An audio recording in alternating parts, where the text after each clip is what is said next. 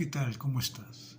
Con esta primera semana de Adviento, los cristianos empezamos un nuevo año litúrgico y lo hacemos con una convocatoria que nos resulta conocida y nueva a la vez.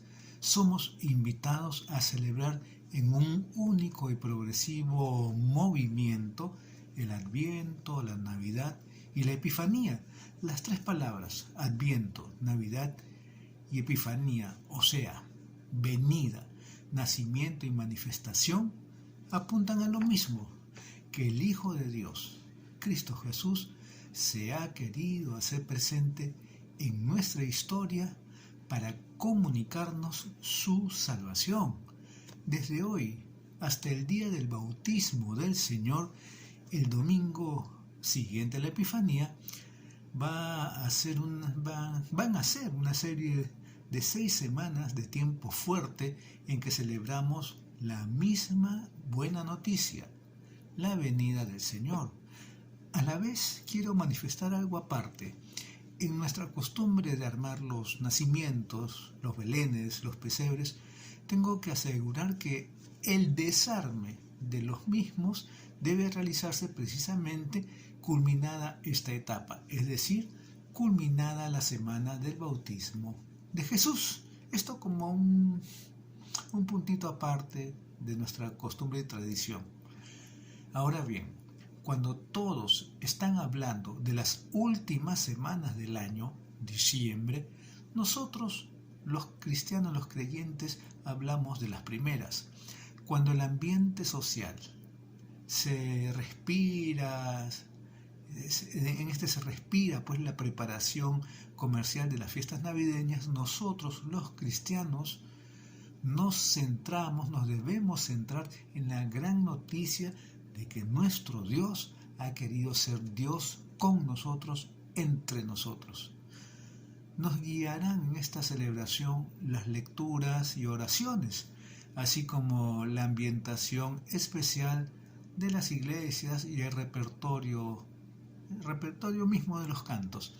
También las velas de la corona de Adviento que iremos encendiendo sucesivamente a lo largo de estas semanas y que con el verde vegetal y la luz de las velas nos habla simbólicamente de la esperanza y de la alegría por la venida del Señor, por la venida de nuestro Salvador.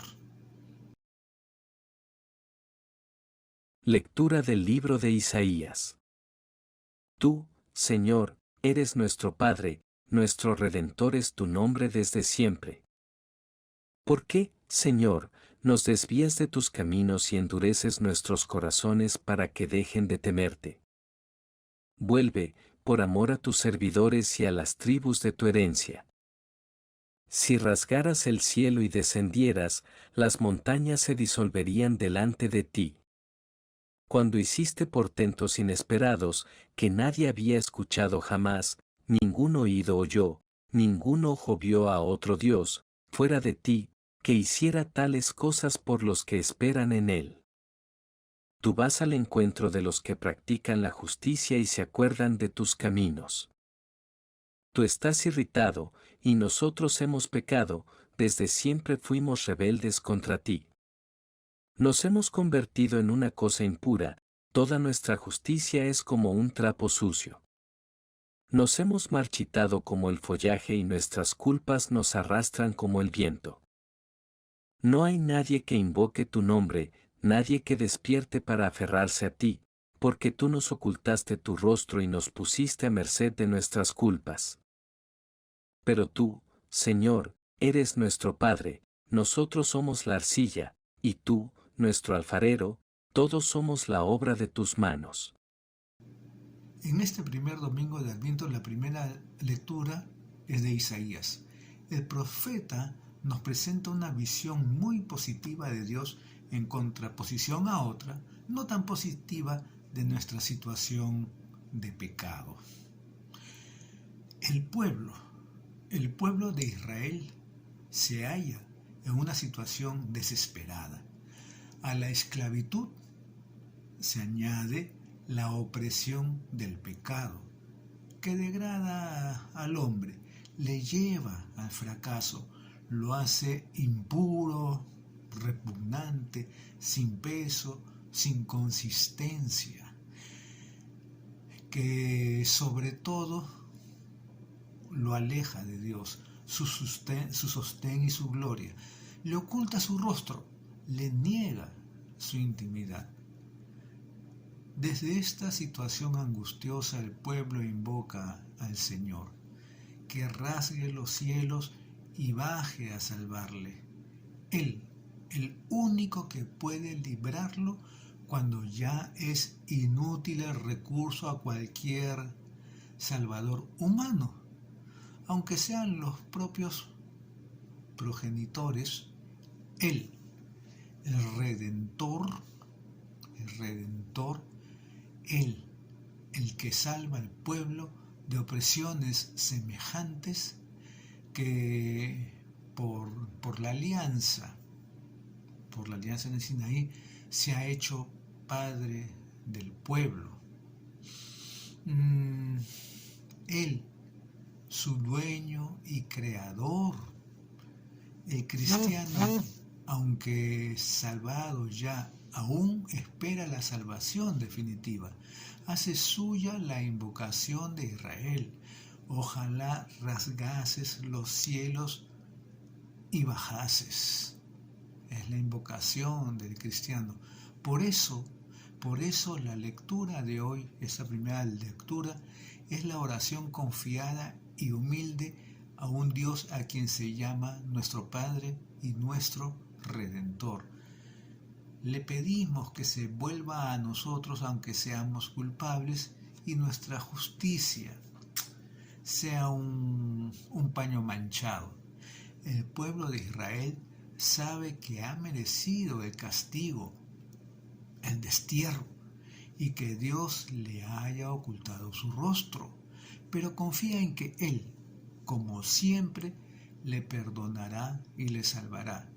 Desea que se rasguen los cielos y baje la salvación de Dios. Ante una catástrofe israelita nacional, recurren a Dios, a aquel Dios que en tiempo de sus padres sacó a Israel como una vid de Egipto, que Dios quiera de nuevo ocuparse de la viña de su predilección. Es esta también la súplica cristiana al empezar el tiempo de Adviento, que las visitas salvadoras de Dios se repitan nuevamente y el Señor venga a salvarnos. Lectura de la primera carta del apóstol San Pablo a los cristianos de Corinto. Hermanos, llegue a ustedes la gracia y la paz que proceden de Dios, nuestro Padre, y del Señor Jesucristo. No dejo de dar gracias a Dios por ustedes, por la gracia que Él les ha concedido en Cristo Jesús.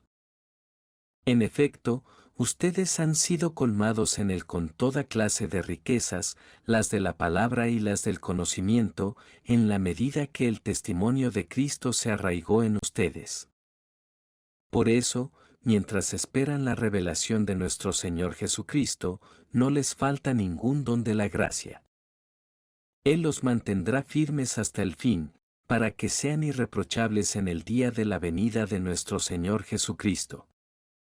Porque Dios es fiel, y Él los llamó a vivir en comunión con su Hijo Jesucristo, nuestro Señor.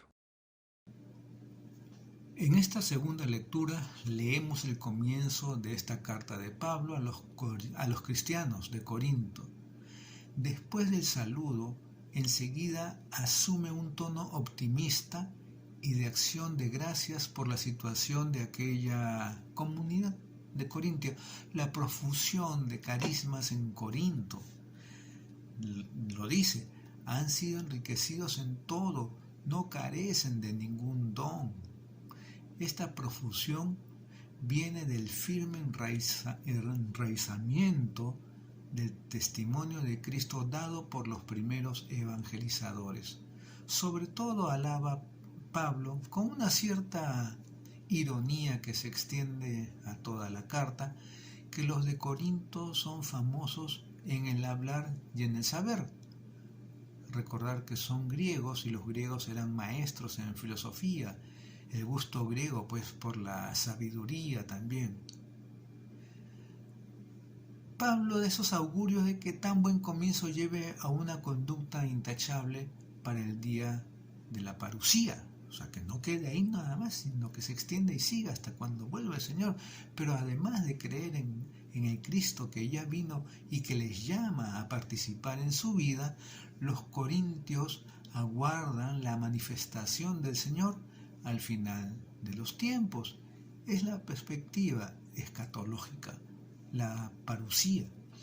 Los corintios pues miran ya hacia delante y se preparan para cuando se tengan que presentar ante el tribunal de Jesucristo nuestro Señor. Por ende, Pablo desea se encuentren irreprochables cuando llegue la venida. La seguridad del augurio paulino se basa en la fidelidad de Dios, el Dios que los llamó a la incorporación a Cristo realizará ese afianzamiento, afianzarse bien. La epístola cuadra perfectamente con la condición del adviento cristiano. Justificados ya, caminamos hacia la parusía que en cada adviento se hace más próxima. Evangelio de nuestro Señor Jesucristo según San Marcos. Jesús dijo a sus discípulos: Tengan cuidado y estén prevenidos, porque no saben cuándo llegará el momento. Será como un hombre que se va de viaje, deja su casa al cuidado de sus servidores, asigna a cada uno su tarea, y recomienda al portero que permanezca en vela. Estén prevenidos, entonces, porque no saben cuándo llegará el dueño de casa, si al atardecer, a medianoche, al canto del gallo o por la mañana. No sea que llegue de improviso y los encuentre dormidos. Y esto que les digo a ustedes, lo digo a todos, estén prevenidos. En la primera parte del Adviento miramos decididamente hacia el final de los tiempos. Jesús ofrece una breve parábola a sus oyentes, invitándoles a la vigilancia, a estar vigilantes. Compara su venida última con la vuelta del amo que se ha ido de viaje y puede volver a casa en cualquier momento. Se trata de que los criados estén preparados para recibirle cuando llegue. No sea que los encuentre dormidos, ¿verdad? El consejo de Jesús es claro. Lo que digo a ustedes, lo digo a todos. Velen, sean precavidos. El tema de la vigilancia se repite con frecuencia en el Nuevo Testamento también. La vigilancia caracteriza la vivencia de la esperanza cristiana. Entendamos que esta vuelta del Señor hay que entenderla de su actuación continua en la iglesia, de su presencia última en la vida de cada hombre a la hora de la muerte y de la vuelta final al término de la existencia del mundo. Por eso la vigilancia se describe como una tarea, una labor impuesta por el dueño a todos sus siervos. Por eso consiste en trabajar, en aprovechar bien el tiempo siguiendo las instrucciones del Señor. Y por eso se dirige la exhortación a todos, a los apóstoles en primer lugar, como primeros servidores en el pueblo de Dios, y a todos en general.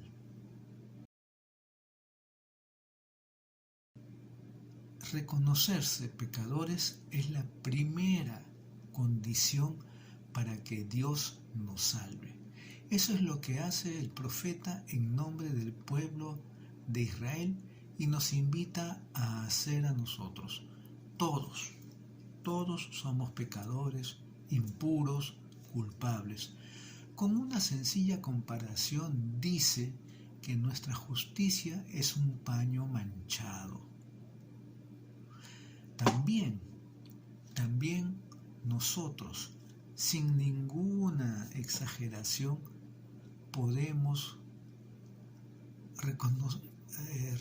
reconocernos pecadores delante de Dios, como sociedad, como iglesia, como personas particulares. No será tal vez que hayamos cometido graves pecados, pero seguro que sí pecamos muchas veces de dejadez, de olvido, de pereza, envueltos y tentados como estamos por una mentalidad social que no es exactamente la de Dios. Pregunto, ¿tendremos que reconocer también nosotros que nuestra justicia es un paño manchado y que nos hemos extraviado de tus caminos?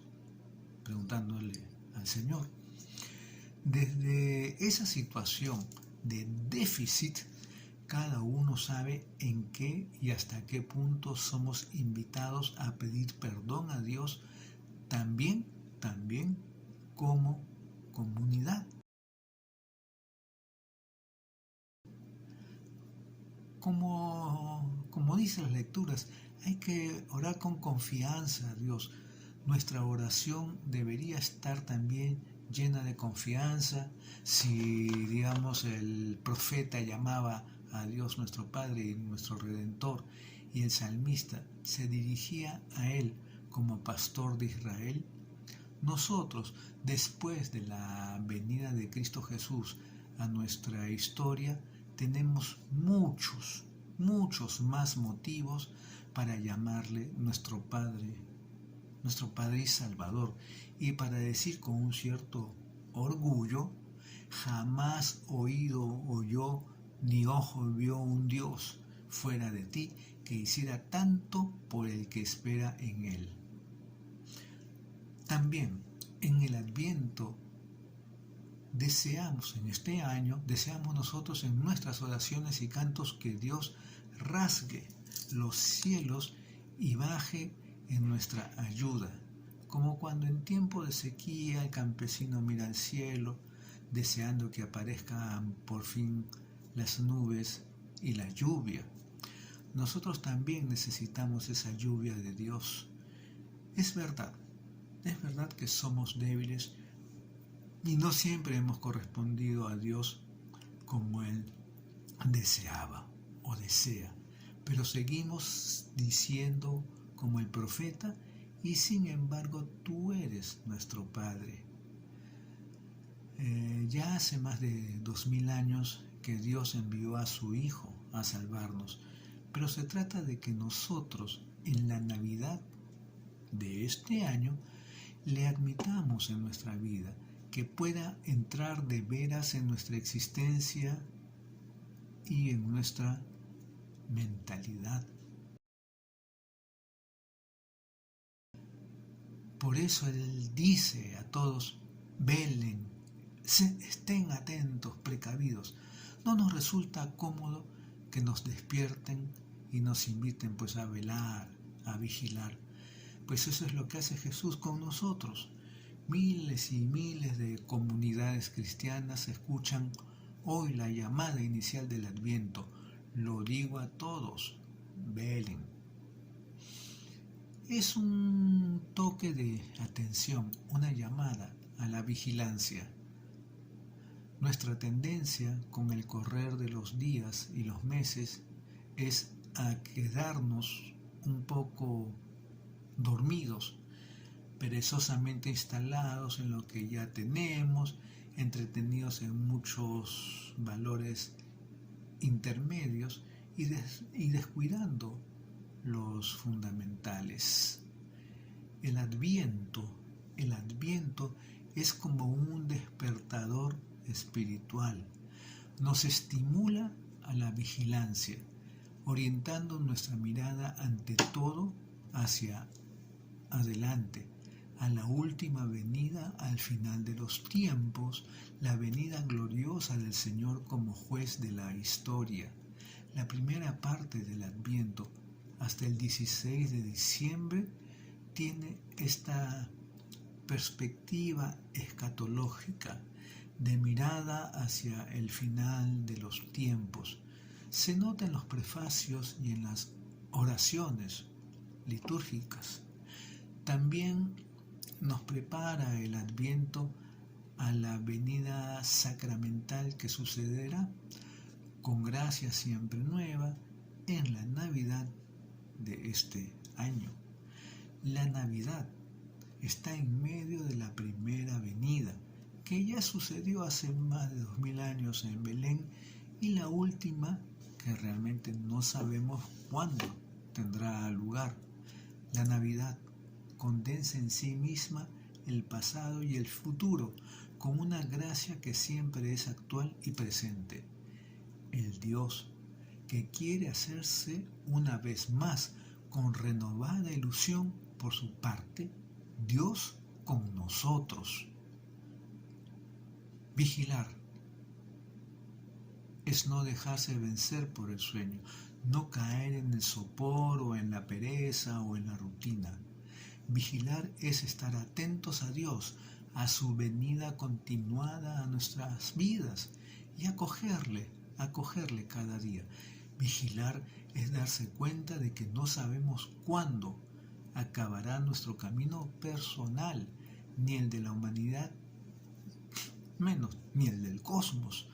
Dios puede venir a nosotros a cualquier hora, cualquier día, al atardecer o a la medianoche, o al canto del gallo, o al amanecer, como dice la parábola de Jesús. Lo importante no es saber cuándo vendrá, sino cómo tenemos que estar preparados para que nos encuentre dispuestos, lógicamente, a recibirle. Vigilar, insisto en esa palabra, vigilar es mirar al futuro, como hacen los que se preocupan de que nuestro mundo, nuestro medio ambiente, no vaya deteriorándose, sino que lo podamos dejar en herencia a nuestros sucesores en las mejores condiciones posibles, o como el jardinero que cuida su jardín porque sabe que si lo descuida crecerán las malas hierbas y se estropeará progresivamente, o como el deportista que no sabe cuándo va a ser el momento decisivo para atacar o responder al ataque del adversario, o como cuando al comienzo del verano o del invierno cambian oficialmente la hora y tenemos que poner en hora nuestro reloj personal. Así es en el Adviento. Tendríamos que poner en hora nuestro reloj espiritual y reorientar nuestra marcha por la vida.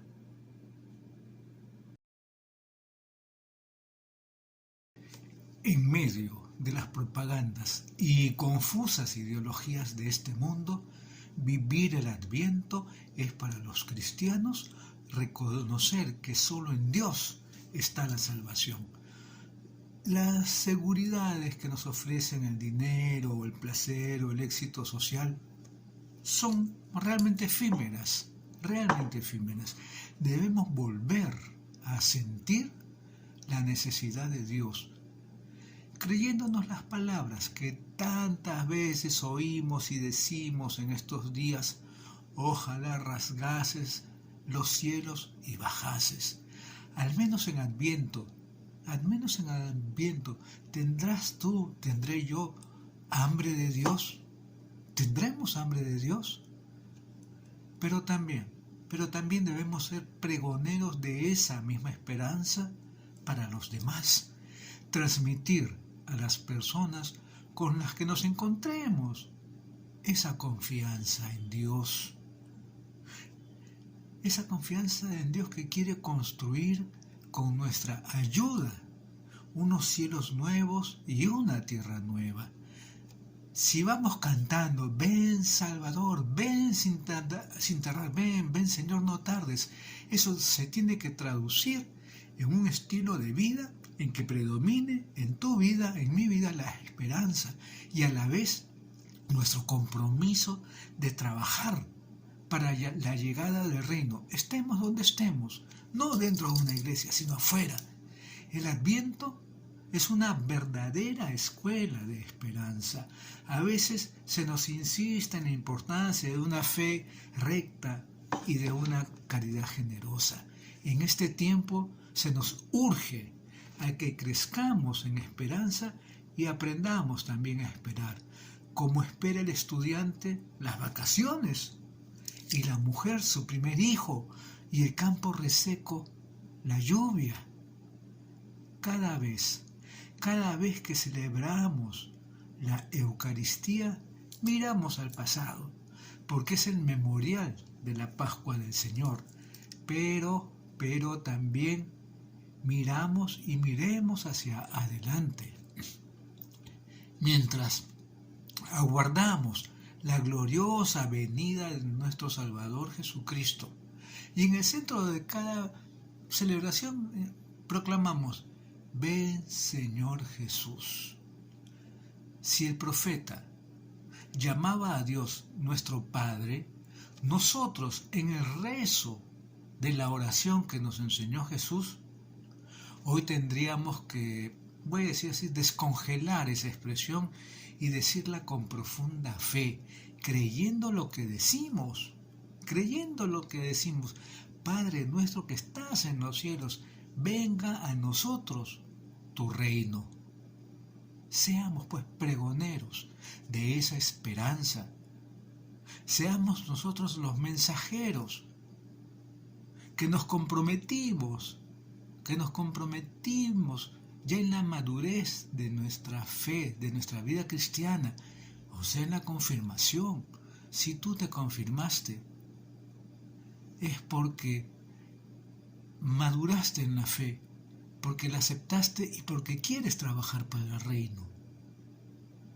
Y trabajar para el reino no quiere decir que estés metido todos los días solamente en la iglesia y ahí lo compartas la esperanza de esa vida de fe, sino fuera, en tu trabajo, en la casa, con los amigos, en el colegio, en la universidad, en el mercado, en la calle, con quienes te encuentres.